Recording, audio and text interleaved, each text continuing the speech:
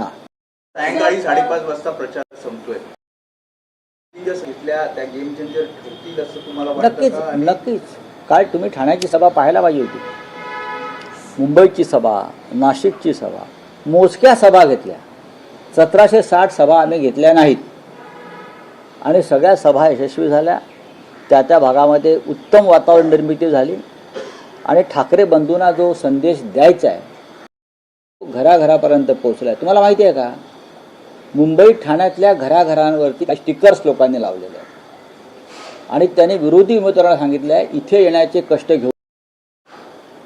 आमच्या घरातली आणि आमच्या सोसायटीतली सर्व मतं आम्ही ठाकरे बंधूंना देणार आहोत. अशा प्रकारचे स्टिकर्स घराघरावर लागले, सोसायटीवर लागले. पहा तुम्ही.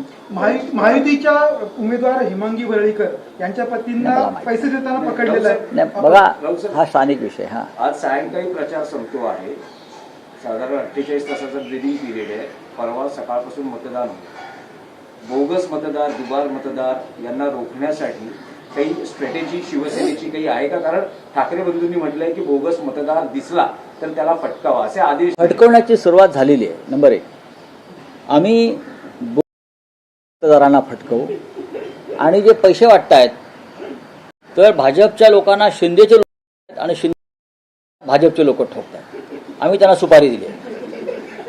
बघा ना, ज्या येत आहेत शिंदेचे लोक पैसे वाटतात तिथे भाजपचे लोक गॅंग घेऊन जाऊन त्यांना ठोकतायत आणि जिथे भाजपचे लोक पैसे वाटतायत तिथे शिंदेचे लोक जाऊन ठोकतायत. म्हणजे जे आम्ही आउटसोर्सिंग केलेलं आहे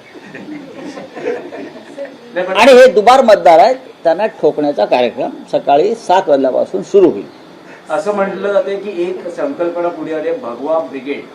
साधारण 2000 शिवसैनिक मनसैनिक सज्ज आहेत. आम्ही एक आमचं पथक तयार केलेलं आहे. आम्ही दोन्ही पक्षाने एकत्र येऊन अशा प्रकारे आमचं एक भरारी पथक तयार केलेलं आहे. दुबारा मतदार दिसला की त्या पथकाला कळवायचं, विभागवायचं आणि मग ते येऊन त्याचा करेक्ट कार्यक्रम करणार. त्यामुळे कायदा सुव्यवस्थेचा प्रश्न. अरे कसला कायदा न सुव्यवस्था? दुबारा बोगस मतदान हा काय कायदा सुव्यवस्थेत बसतं का? भारतीय जनता पक्ष शिंदेच्या लोकांनी बोगस मतदार जे आणले आहेत ते कोणत्या कायद्यामध्ये बसतं सांगा ना? जे कायद्यात बसत नाही त्याला ठोकणं हे कायदेशीर आहे.